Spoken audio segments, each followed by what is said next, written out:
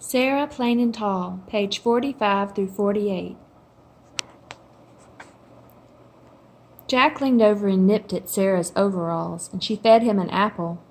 Caleb and I stood behind Sarah. "I can ride a horse, I know," said Sarah. "I rode once when I was 12. I will ride Jack." Jack was Sarah's favorite. Papa shook his head. "Not Jack," he said. "Jack is sly." "I am sly too," said Sarah stubbornly, and Papa smiled. "Huh," he said, nodding, "but not Jack." "Yes, Jack." Sarah's voice was very loud. "I can teach you how to drive a wagon. I have already taught you how to plow. And then I can go to town by myself." "Say no, Papa," Caleb whispered beside me. "That's a fair thing, Sarah," said Papa. "We'll practice." A soft rumble of thunder sounded, and Papa looked up at the clouds.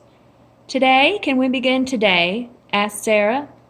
"Tomorrow is best," said Papa, looking worried. "I have to fix the house roof. A portion of it is loose, and there's a storm coming." "We," said Sarah. "What?" Papa turned. "We will fix the roof," said Sarah. "I've done it before. I know about roofs. I am a good carpenter. Remember, I told you."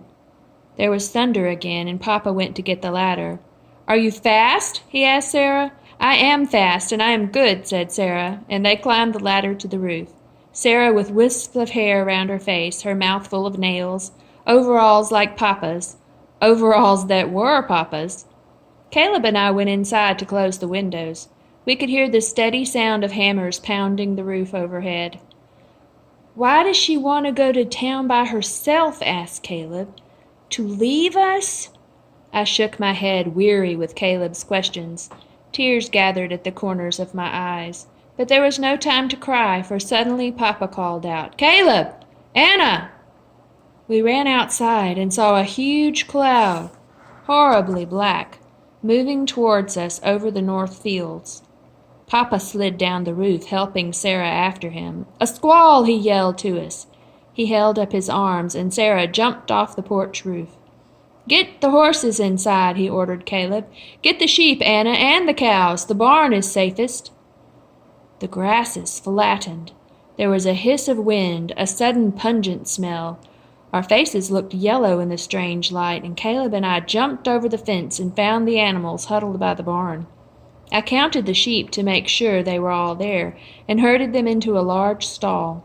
A few raindrops came, gentle at first, and then stronger and louder, so that Caleb and I covered our ears and stared at each other without speaking. Caleb looked frightened, and I tried to smile at him. Sarah carried a sack into the barn, her hair wet and streaming down her neck. Papa came behind, Lottie and Nick with him, their ears flat against their heads. "Wait!" cried Sarah. "My chickens!"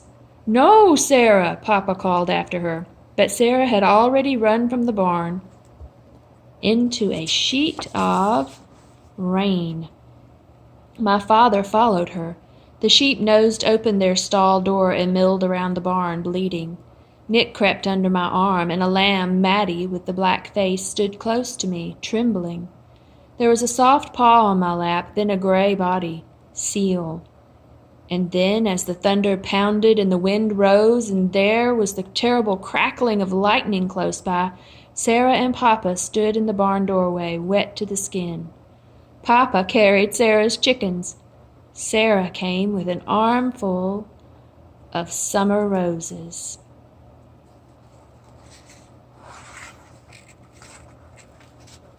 Sarah's chickens were not afraid, and they settled like small red bundles in the hay, and Papa closed the door at last, shutting out some of the sounds of the storm.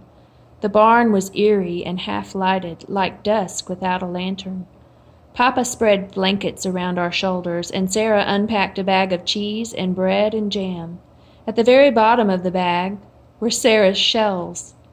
Caleb got up and went over to the small barn window.